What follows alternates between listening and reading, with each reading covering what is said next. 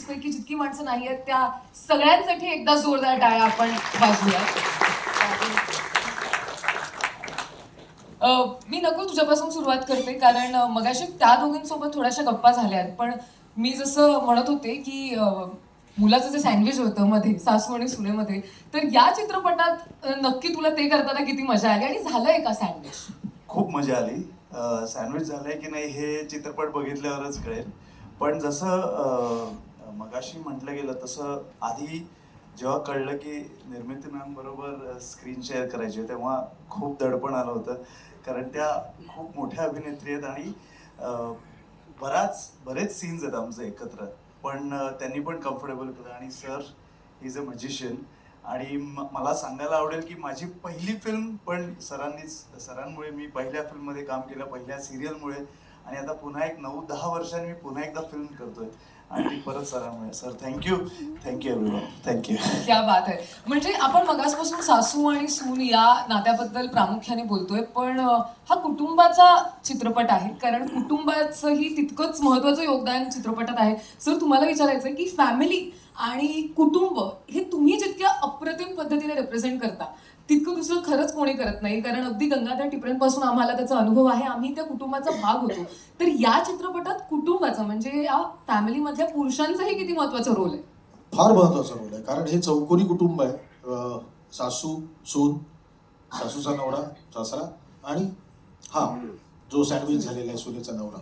या चौकोनी कुटुंबामध्ये काय घडतं असं की जेणेकरून ना त्या दोघींना जे अगदीच विरुद्ध टोकाचे आहेत त्या दोघींना तो जो प्रवास आहे एकत्र येण्याचा तो सादर करण्याचा प्रयत्न. मी सांगितलं ना, मी ह्याचं क्रेडिट घेत नाही, कारण माझ्याकडून केव्हा चांगलं सादर होईल जेव्हा ना लिखित चांगलं असेल. तर या लेखकांनी इतकं अप्रतिम लिहून माझ्याकडे दिलं होतं आणि असल्या हिच्याबरोबर काम करणं कठीण आहे, म्हणजे फार कठीण आहे. एकतर मी एकांकिका स्पर्धेत असल्यापासून माझा तिचा परिचय आहे. म्हणजे तिने माझे सगळे एकांकिका, राज्यनाट्य स्पर्धे नाटकं, व्यावसायिक नाटकं याचे रिहर्सल्स बघितले आहेत. पण तेव्हापासूनचे 92-93 पासून आम्ही संपर्कात आहोत. मी इतके सिनेमे केले, मी इतक्या सिरियल्स केल्या, मी इतकी नाटकं केली वेगवेगळी. एकदाही माझी हिंमत झाली नाही हिच्यासमोर जायची की हे स्क्रिप्ट आहे, जरा करशील का काम. कारण मला माहिती आहे की ती किती चुजी आहे, की तिला असं वाटतं की नाही हे नकोय, हे असंच पाहिजे, हे तसंच पाहिजे. आणि मी ना तिचं राज्यनाट्य स्पर्धेतलं अम्मी नावाचं नाटक होतं, ते बघितल्यानंतर मी इतका प्रभावित झालो होतो की काय कमाल अभिनेत्री आहे. म्हणजे हे खूप किती वर्षापूर्वीचं अम्मी नाटक आहे? 1988 बघा. तर त्यावेळेस तिने ते मेडल मिळवलं होतं. तर मला असं वाटलं कोण आहे, तेव्हा माझं असं झालं होतं. मला असं वाटत होतं तेवढं ताकदीचं स्क्रिप्ट माझ्याकडे जोपर्यंत येत नाही तोपर्यंत मी निर्मिताईकडे जाणार नाही. आणि मी ते घेऊन आलो आणि ते पण या लेखकांनी छान लिहिलं म्हणून. आणि दुसरी गोष्ट, शी इज अ सरप्राईज पॅकेज. म्हणजे मला प्रार्थनाबद्दल आजपर्यंत तिचं जे काही काम तिने केलेलं आहे त्यापेक्षा प्रार्थना किती वेगळं आणि अप्रतिम काम करू शकते याची मला जाणीव झाली. आणि थँक्यू तुम्हा दोघींना की तुमच्यामुळे हा सिनेमा वेळेत पूर्ण झाला. मला ऍक्च्युली सर इथे आवर्जून हे म्हणावंसं वाटतं की सोशल मीडियावरती सुद्धा तुम्ही या चित्रपटाशी संबंधित जे काही फोटो शेअर केले होते त्यात एका फोटोला मला त्या दोघींचा फोटो होता आणि तिथे तुम्ही कॅप्शन दिलं होतं की actors are a director's reflection. So मी विचारणार होते की किती तंतोतंत तुम्हाला ह्याची अनुभूती मिळाली या दोघींसोबत काम नाही, करत? त्यांना विचारलं पाहिजे तू. येस, कारण ते जास्त मानतील. कारण आता कसं माहिती, मला इतकं बायकांबरोबर 6 बायकांबरोबर काम केल्यानंतर या 2 बायकांबरोबर काम करण्याची इतकी सवय लागलेली आहे. त्यांना किती सवय होती माझी तेच सांगू शकते. सगळ्यात आधी तर मला नकुल म्हणाला, मगाशी प्रार्थना म्हणाली, आता केदार म्हणाला, तर मला तर मी वाघोबा वाटायला लागले आता. एवढं दडपण माझं घेता तुम्ही लोक म्हणजे. पण खरं सांगायचं तर ना, प्रत्येक कलाकार एखाद्या चांगल्या स्क्रिप्टच्या शोधात असतो. कधी कधी नाईलाजाने काही सिनेमे करावे लागतात, म्हणजे वेगवेगळ्या कारणांसाठी, तो भाग वेगळा.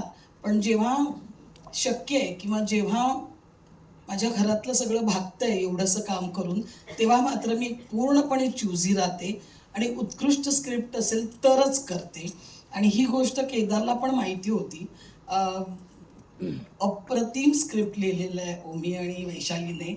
आणि ते जेव्हा पहिल्यांदा ऐकलं, म्हणजे मी नाही म्हणायचं काही कारणच नव्हतं की त्याला बाबा मी असं सांगते की हा सीन जरा असा कर, तो सीन जरा तसा कर. नाही, खूप छान लिहिलं गेलेलं स्क्रिप्ट. आणि मी स्वतःला नेहमीच, हे हसतात मला खरं तर, पण मी स्वतःला डायरेक्टरची नटी म्हणवते. तो कारण ॲक्टर ना हा स्वतःच्या भूमिकेपुरता विचार करतो नेहमी. डायरेक्टर असतो तो पूर्ण प्रोजेक्टचा विचार करत असतो. आणि त्याने जे विजन बघितलेलं असतं त्याच्यात मला स्वतःला बसवायचं असतं. त्यामुळे मी नेहमी स्वतःला डायरेक्टरची नटी म्हणवते. त्यांनी किती म्हणू देत की मी खूप छान काम केलं, पण ते मुळात स्क्रिप्ट चांगलं आहे आणि जे तुम्हाला खूप आवडेल. काहीतरी वेगळं करायचा प्रयत्न आहे. म्हणजे तुम्हाला मी आहे म्हटल्यानंतर कॉमेडी हवीच असेल तर ती आहेच, पण त्याच्याही पुढे जाऊन काहीतरी भरभरून देण्याचा प्रयत्न आम्ही केला आहे. बघा तो तुम्हाला आवडतोय का. क्या बात आहे, सो वेल सेड. थोडा नॉस्टॅल्जिया आला मला सर. तो दिवस आठवला जेव्हा स्क्रिप्टबद्दल जसं सगळ्यांनी सांगितलं की मला जेव्हा सरांनी स्क्रिप्ट पाठवली होती, मला अजूनही आठवते.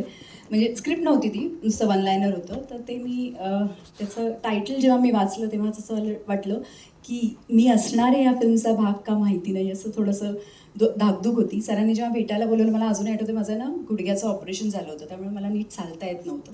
तर सरांना तेच पाहायचं होतं की मी काय करू शकते की नाही फिल्ममध्ये काम. आणि जेव्हा मी तशी त्यांना भेटायला गेले आणि तेव्हा नरेशन जेव्हा मला मिळालं तेव्हा मी सरांना सांगितलं, सर मला तर काम करायचं आहे या फिल्ममध्ये, पण तुम्हाला काय वाटतंय? तर ते म्हणाले, ते तुझ्या पायावर डिपेंड करेल, तू चालायला लागशील तर आपण करू शकतो. आणि मला कळलं जेव्हा की मी त्यांना तेव्हाच सांगितलं की सर मला थोडा वेळ द्या, आय थिंक 15-20 दिवसात मी पळायला लागेन, पण सर मला ही फिल्म करायची, मी या फिल्मसाठी माझे 1000% देईन, पण प्लीज मला कुठेतरी जसं आपण सगळे म्हणतो, जसं निर्मितीताई म्हणाली की नट म्हणून नेहमी असं वाटतं की आपल्याला चांगली कामं मिळावी, पण दरवेळेला नशिबात तशी कामं येत नाहीत. आणि जेव्हा माझ्याकडे समोरून अशी स्क्रिप्ट आली होती तेव्हा मला फक्त छान काम करायचं होतं, माझे 100% द्यायचे होते. तेव्हा मी सरांना सांगितलं, सर मी खरंच माझे 100% देईन, मला एक चान्स द्या, मी 15 दिवसात पळायला लागेन आणि तुमच्या या फिल्ममध्ये ज्या सगळ्या गोष्टी करायच्या त्या सगळ्या करीन. आणि सरांनी पण ॲक्च्युली तेवढा माझ्यावर मी खरंच असं म्हणेन सर की तुम्ही तेवढा विश्वास ठेवला माझ्यावर. कारण जसं फिल्मचा पहिलाच एक डायलॉग होता की हिचं मराठी भेटतं सापडतं तसं माझ्या मराठीत पण तुम्हाला सगळ्यांनाच माहिती आता आहे, I been in this industry from past 10 years नाव, पण मी गुजरात मधनं आलेली आहे, त्यामुळे मराठी पहिल्यापासून थोडंसं वीक होतं. आणि आय थिंक म्हणूनच मला दडपण आलं होतं की त्याच पद्धतीने, जसं आत्ता सर म्हणाले की स्क्रिप्ट टू स्क्रिप्ट तेच डायलॉग्स तशाच पद्धतीने बोलायचे होते. आणि त्याच्यासाठी मी खरं सांगते, मी मॅथ स्टुडंट असल्यामुळे ना मला पाठ होत नाही पटकन गोष्टी, तर मी आहे ना अख्खेच्या अख्खे डायलॉग सगळे अख्खी स्क्रिप्टमधले माझे जेवढे डायलॉग्स आहेत ते मी कमीत कमी 15 ते 20 वेळा लिहून टाकले, सगळे डायलॉग्स. आणि असे म्हणजे अख्खी एक नोटबुक भरली होती फक्त डायलॉग्स लिहून, असे मी ते पाठ केले. कारण मला माहिती होतं माझ्या समोर निर्मितीताई असणार आहे, अशा वेळेला जर मला कुठूनही चुकायचं नाहीये. आणि निर्मितीताईबद्दल मी फक्त एवढं सांगेन की या फिल्ममधलाच एक डायलॉग आहे की एका यशस्वी स्त्रीच्या मागे एक यशस्वी स्त्री का नसू शकते. तर मी असं म्हणेन, जर मी जे काय काम केलंय ते माझं काम ते छान दिसलं कारण निर्मितीताई माझ्या पाठीशी होती म्हणून. आणि सरांनी जे काय गाईड केलं, सो आता हे जे तुम्हाला जे दिसलंय ते आय थिंक सरांचं आणि निर्मितीताईचं प्रतिबिंब आहे जे मी दाखवायचा प्रयत्न केलाय. So all credit goes to Kedar sir आणि निर्मितीताई. Thank you so much. थँक्यू. पुढच्या वेळी फिल्म करण्यासाठी डायलॉग रायटरची गरज नाही.